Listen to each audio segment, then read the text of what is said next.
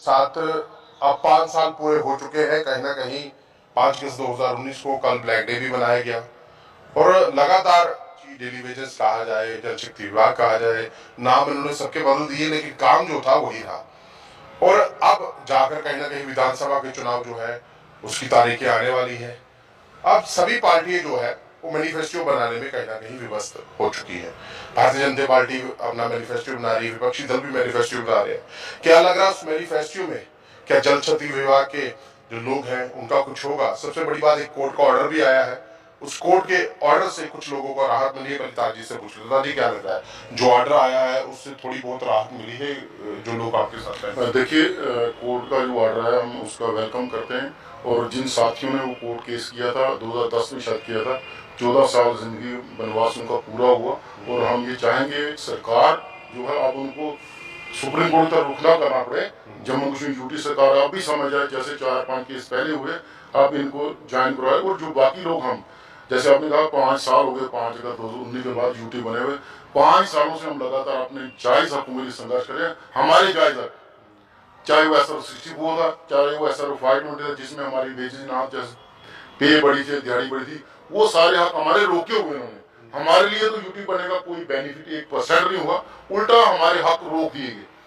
उसके बाद आप कैसे कहा कि आप मैनिफेस्टो तैयार हो रहा है? देखिए, 2014 में भी बीजेपी ने अपने मैनिफेस्टो में या बाकी पार्टियों ने मैनिफेस्टो में रखा था।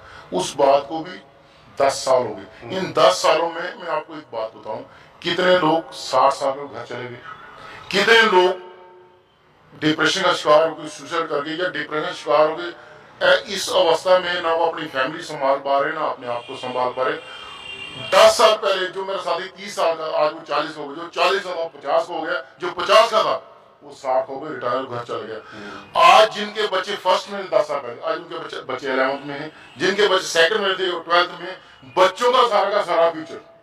और खास करके 5 साल जो पहले, 5 साल में हम अपने बच्चों को वो एजुकेशन नहीं दे पाए जो हमने सोचा था कि SR 520 में हमारी वेज इनहांस होगी तो अगली लड़ाई जो हम करेंगे वो SR 64 के लिए करेंगे।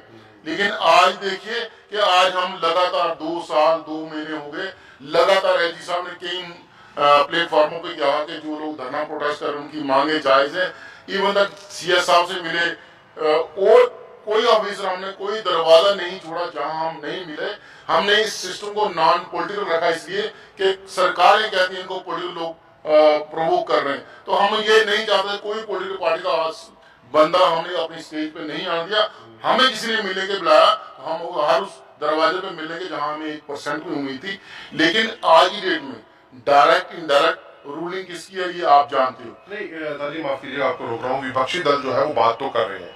अभी जिस हिसाब से नेशनल कॉन्फ्रेंस के 2 MP हैं वो केंद्र में जो पार्लियामेंट सेशन चल रहा है उसमें भी आपकी बात कर रहे हैं, लेकिन दूसरी ओर से जो इस वक्त सरकार पावर में है, जो गठबंधन की सरकार है, वो जवाब नहीं दे पा रही।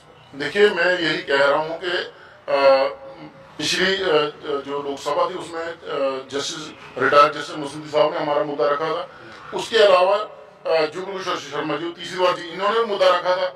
और PMO में राज्य मंत्री डॉक्टर जितेंद्र सिंह जी ने भी रखा था कि ये लोग ठगे गए, इनका कुछ ना कुछ करना चाहिए। तो कुछ ना कुछ हमारा क्यों नहीं हुआ अभी तक? आज भी अगर बीजेपी के लोग अपने लोगों को, अपने मंत्रियों को प्रे करेंगे, बीजेपी के सदस्य जो जहाँ चुन के गए हो जुगल किशोर शर्मा जी, और उन्होंने ये कहा कि इनका फौरी तौर पे फास्ट ट्रैक पे कुछ होना चाहिए। तो फास्ट ट्रैक पे अगर हम रूलिंग पार्टी के आप मेंबर हो, आप सदस्य उस पार्टी के, आप अपने मिनिस्टरों में मिलके जल्दी काम कराओ। लोकसभा में बोलने की क्या जरूरत पड़ेगी आपको? अगर आप उनके ऑफिस में जाके फास्ट ट्रैक रिक्रूटमेंट ला सकते, अगर माननीय प्रधानमंत्री जी जितनी इर्द गिर्द हमारी छोटी गरीब कंट्री है उनको फाइनेंशियल मदद कर रहे हैं, तो हमारा भी वन टाइम सेटलमेंट के तौर पे 1-2 हजार करोड़ का पैकेज देके हम उनके अपने लोग हैं। और ये लोकसभा में लगातार ये कहा जाता है कि यूटी बनने के बाद जम्मू कश्मीर का चौमुखी विकास हुआ, तो लेकिन डेली वेजरों का चौमुखी विकास नहीं हुआ। चौमुखी विकास वो हुआ है जो 4 मुंह वाला सांप था, उसका विकास हुआ है। आपको पता है कौन है, मैं जिसको इंडायरेक्टली बोल रहा हूँ, उनका विकास हुआ, आपका थोड़ी है। देखिए वहां पर डॉक्टर जितेंद्र सिंह बैठे होते हैं। अब एक फोटो कल से एक वायरल हो रहा है, उस फोटो में कहीं ना कहीं सोते हुए नजर आए। अगर आपकी बात कर रहे हो तो कम से कम क्या पता नींद खुल जाती, उनको भी पता चल पाता कोई जम्मू का मेंबर पार्लियामेंट यहाँ बैठा हुआ। देखिए, मेरे को लगता है कि वो काम का बहुत स्ट्रेस है उनको शायद, तो वर्कलोड काम का बहुत है, डेली वेजन का काम छोड़ और उनको बड़ा स्ट्रेस है, इसलिए शायद कई बार झपकी लग जाती है। ऐसी बात नहीं है, ये मैं इस बात पे नहीं इतना सीरियस लेता, लेकिन हमारी रिक्वेस्ट ये पिछले 10 साल से लगातार वो पीएमओ में अब 11 साल उनको लगा, अगर उनको लगता हम उनके अपने लोग हैं, अपने लोग हैं, तो उनको आज तक इस मसले को हल करवाना चाहिए था। अगर उन्होंने पिछली लोकसभा ये बात बोली थी कि ये लोग ठगे गए हैं, इनका कोई कसूर नहीं, इनका कुछ ना कुछ होना चाहिए, तो हमारा कुछ ना कुछ भी नहीं हुआ। जो हो रहा था, जो पिछली सरकार ने, कोalition सरकार ने एक ऐसा 520 बना के लोगों को थोड़ी सी राहत दी थी, वो भी इन्होंने आगे 5 अगस्त 2019 के बाद बंद कर दिया।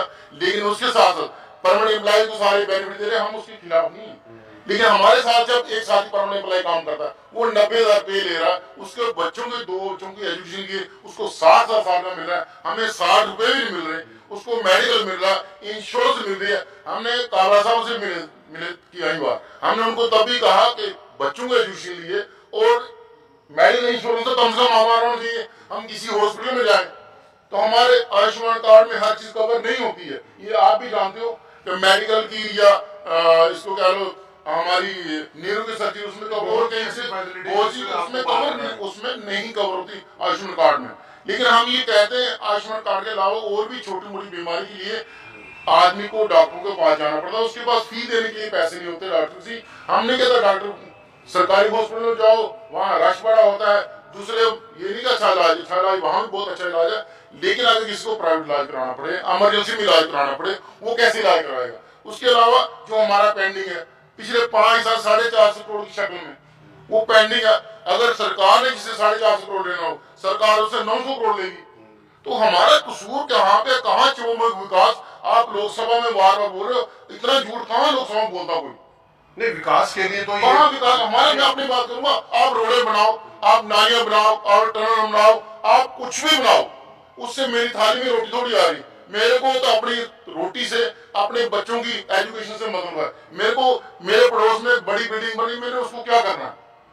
जब बड़ी बड़ी बिल्डिंगें बन रही हैं, बड़े बड़े ब्रिजेस बन रहे, इतना पैसा अगर सेंटर दे रहा है, तो हमारे लिए जो हमारा पैसा है, हमारा पैसा ही दे दो, उसको डबल करके दे दो। 450 करोड़ अपने एलजी साहब के पास पावर्स है, तो एलजी साहब भी तो दे सकते हैं, आप किसी से पूछ। देखिए मैं आपको बताऊं, 2014 से लेके जो हमारा 18 में मैक्सिमम था पेंडिंग, ठीक है, तब से लेके हमारा जब भी बजट डिपार्टमेंट भेजता है, बजट में वो लेके भेजते हैं इतना पेंडिंग है, और डिवीजन वाइज भेजते हैं किस डिवीजन का कितना। इवन तक कई साथी कोर्ट में गए तो उनको कुछ को पैसे भी मिले, जैसे ये साथी किश्तवाड़ डिवीजन के बाद जो 26-27 केस है, इनको रिलीफ मिली है, चाहे 14 साल लगे इनको। आप बताओ हर एक आदमी कहाँ जाएगा। इनमें से कई साथियों को 1-1 साल रहे, कहीं 6 महीने रह गए, और इवन तक उस ऑर्डर में हमने जो पढ़ा उसमें कई बार लिखा हुआ ऑफिस की तरफ जाता है ये लोग पार्ट टाइम काम करते थे। अरे पीएचई में कौन पार्ट टाइम काम करता है। 24/7 आप काम लेते हो, बर्फ में आप काम लेते हो, गर्मी में आप काम लेते हो, कोविड में आप काम लेते हो, और जब हमें देने की बारी आती है तो तब देने के नाम पे ये एडमिनिस्ट्रेटिव डिसीजन है, ये सरकार का डिसीजन। सरकार क्या करेगी, कब डिसीजन हमारा करेगी। 450 करोड़ कोई छोटी रकम नहीं है। अगर बैंक ने इससे पैसा लेना हो तो बैंक उनके घर के बाहर ढोल बजाता है। हमने 50 और सेक्टर का घर है, सेक्टर में जाके पीटा इनको, हर पुल पे पीटा, हर जगह इनको याद करवाया कि हम गरीब लोगों का शोषण बंद करो। लेकिन असेंबली इलेक्शन जैसे आपने बात की, मैनिफेस्टो में पार्टियां रखती आई हैं। आज की डेट में जो अपोजिशन पार्टियां बैठी है वो कहते हम आएंगे, हम आपकी पहली कैबिनेट करेंगे। अब इस पे डेट में विश्वास करें। बीजेपी ने 2014 जब तो ये इनकी माननीय प्रधानमंत्री की रैली हुई थी 2013 में, ललकार रैली, जब वो इलेक्शन कमेटी के चेयरमैन, उनके सामने जुगल जी ने कहा था, आज जुगल जी लगातार कह रहे हैं कि भाई जम्मू कश्मीर में धारा 370 के बाद अगर बड़ा मसला है कोई, वो 60,000 डेली वेज का है। तो आज 60 मिल रहे, कुछ बेचारे मर गए, कुछ रिटायर हुए, कुछ ले का पार्ट अलग हो गया, कुछ पीडीडी के लोगों की अलग पॉलिसी बनी। आज की डेट में 40-45 हजार भी होंगे, तो कुछ लोगों को आप रिलीफ तो दे दो कम से कम। अभी जो विपक्षी दल है वो मैनिफेस्टो में रखेंगे आपको, और अभी बात भी कर रहे हैं, ये नहीं कि बात नहीं कर रहे। लगातार जितने भी मैं कहूँ, अगर कांग्रेस की बात करें, पीडीपी की बात करें, नेशनल कॉन्फ्रेंस की बात करें, जब इनके प्रदर्शन होते हैं तो वो डेली वेजर को एक मुद्दे के ऊपर रख रहे हैं। वो बोलते हैं पहले इनको पक्का करना चाहिए, हमारी सरकार आएगी तो होगा। क्या लग रहा है यही सब चीजें भारतीय जनता पार्टी बोलना चाहती है या बोल नहीं पा रही? देखिए, भारतीय जनता पार्टी हर मुद्दे पे, हर प्लेटफॉर्म पे वो लगातार पिछले 10 साल से बोल रहे हैं। उनका छोटे से लेकर बड़ा कार्यकर्ता हो या स्पोक्स पर्सन हो, वो यही बोलता है बीजेपी ही करेंगे, हम ही करेंगे, लेकिन हमें डेट नहीं बताते कब करेंगे। आज डेली ने ये पूछा डेट बताओ, तीसरी बार आप केंद्र में आ गए, एलजी साहब के पास पूरी पावर है, एलजी साहब आप किससे पूछेगा, कर सकते हैं। कम से कम हमारा 450 करोड़ उसको डबल कर 900 करोड़ दे दो, तो इसको इंटरेस्ट कौन देगा? उनके बच्चों को जिनका पेंडिंग है बताइए, उन्होंने उस बच्चों से, उस पैसे से बच्चों की एजुकेशन देनी थी उनको, उनके बच्चे जो एजुकेशन बगैर रहेंगे, उनकी जो माँ बाप बगैर मेडिसिन के रहेंगे, उनको जो बीमारी है उसका कौन देगा? नहीं, ऐसा तो नहीं, जो भी लीडर बोलेगा भारतीय जनता पार्टी का हम इनकी बात करेंगे उसकी टिकट कट जाएगी, इसलिए नहीं बोलते। देखिए, बात यह है कि आपको लोगों की बात करें तो लोग आपको जिताएंगे। टिकटें कटनी, टिकटें रहनी एक अलग इशू है। जब तक आप जनता के मुद्दों की बात नहीं करोगे, आज डेली वेजेस पिछले 2-2.5 साल से लगातार सड़कों पे